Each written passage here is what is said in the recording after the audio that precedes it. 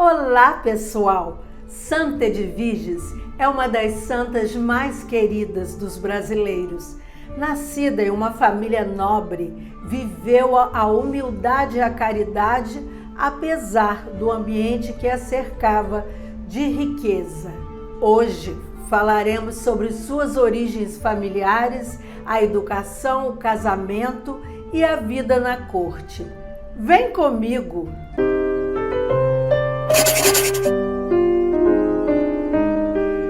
Santa Edviges nasceu em 1174 na Baviera, região sul da Alemanha, numa família de poderosos e ricos senhores feudais, ligada por laços de parentesco com grandes famílias soberanas da cristandade. Era filha de um duque e foi criada num ambiente de requinte, de muito luxo, muita riqueza. Foi educada na abadia de Kitzingen desde os 5 anos de idade. Esse mosteiro era uma espécie de colégio interno para meninas de famílias nobres. Depois de um tempo, estavam aptas para assumir as funções domésticas de uma grande dama. Nesse convento, durante 7 anos, aprendeu tudo o que se exigia de uma jovem culta e bem educada de seu tempo, destinada a casar numa família nobre. Esteve em contato com o estilo beneditino de vida inspirado em São Bento. Vida comum, orações frequentes durante o dia, meditação, leitura diária da Bíblia, assim como a cultura. É bom lembrar que naquela época o analfabetismo era comum, sendo muito difícil encontrar uma mulher que soubesse ler e escrever e ter formação. Este mosteiro era um ambiente favorável à cultura e o pensamento humanístico, um encontro com a cultura. Ao mesmo tempo que participava da vida religiosa das freiras, aprendeu a ler e escrever elegantemente em latim e em alemão. Aprofundou conhecimentos da escritura e dos padres da igreja. Recebeu instrução sobre história, boas maneiras. Ela aprendeu a arte de escrever com cuidado e a aplicação das chamadas iluminuras, desenhos de letras e decorações das mais diversas formas, geralmente muito pequenas e delicadas, de grande beleza para decorar os livros. Aprendeu a execução de bordados artísticos e de vários instrumentos da época, como também o canto vocal. Somado a isso, foi instruída de como dirigir uma casa e como tratar de doentes. Era muito importante naqueles tempos em que a medicina era rudimentar e fazia parte das obrigações das mulheres da nobreza aliviar o sofrimento dos pobres infelizes das classes inferiores. Assim, uma jovem bem educada precisava conhecer ervas e substâncias medicinais, precisava saber preparar e ministrar pomadas, chás, ungüentos, emplastros. Tudo isso aprendeu a menina Edviges. E tudo isso, como veremos, foi da maior utilidade ao longo de sua santa e fecunda vida. Edviges sempre mostrou inclinação para a devoção e a piedade. Desejava viver a consagração total à divina providência. Mas, enfim, acatou a missão do matrimônio para atender ao desejo de seus pais. Tinha somente 12 anos quando recebeu de seus pais a comunicação de que deveria casar-se com o príncipe herdeiro do Ducado de Silésia, um dos principados da Polônia medieval, que passou para a história como Henrique I, o Barbudo. Henrique I era muito sensato e dotado de grande prudência.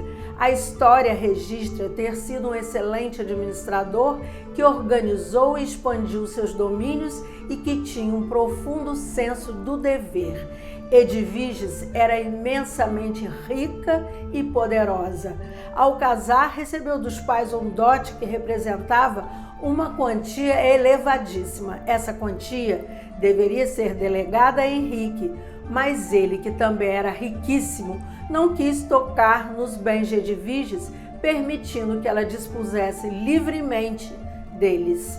Graças à compreensão do marido, ela pôde aplicar toda a sua riqueza e todo o seu poder para a glória de Deus e o benefício de seu povo. Fundava mosteiros, igrejas, escolas, hospitais, asilos, leprosários, albergues, enfermarias. Ela tinha o costume de enviar generosos donativos para muitos outros mosteiros, igrejas situadas em diversas províncias de seus domínios. E literalmente incontestável também o número de igrejas menores e capelas que ela mandou construir ou reformar. Tamanha foram suas obras que em algumas das representações ela é apresentada com a miniatura de uma igreja na mão. Praticava heroicamente a autêntica caridade cristã, aliviando as dores do próximo por amor ao nosso Senhor Jesus Cristo. Enquanto Santa Edviges viveu, não havia em terras silesianas um infeliz ao qual ela não estendesse sua maternal proteção. Pobres, doentes, prisioneiros, desamparados e de modo especial os endividados, todos encontravam nela uma mãe compassiva. Nunca Henrique fez a menor oposição à extrema generosidade da esposa, nem impôs restrições de qualquer espécie à sua caridade inesgotável. Também ele, aliás, era bem conhecido pela generosidade. Edviges educava e catequizava na corte numerosas moças, da nobreza ou de nível mais modesto. Muitas dessas jovens tornaram-se depois religiosas. A certa altura da vida, Edviges adotou o hábito de levar sempre consigo 13 pobres aleijados, em memória de nosso Senhor Jesus Cristo e dos 12 apóstolos. Estes pobres eram atendidos, velados pessoalmente pela duquesa, que chegava por humildade a ajoelhar-se diante deles para servir-lhes a mesa. Uma certa ocasião ela reuniu 9 leprosos e com humildade heróica lavou-lhes os pés cobertos de chagas repugnantes. Depois mandou servir uma refeição e ela própria comeu entre eles. Externamente, a principal atividade da corte de Edviges era o atendimento aos necessitados do país.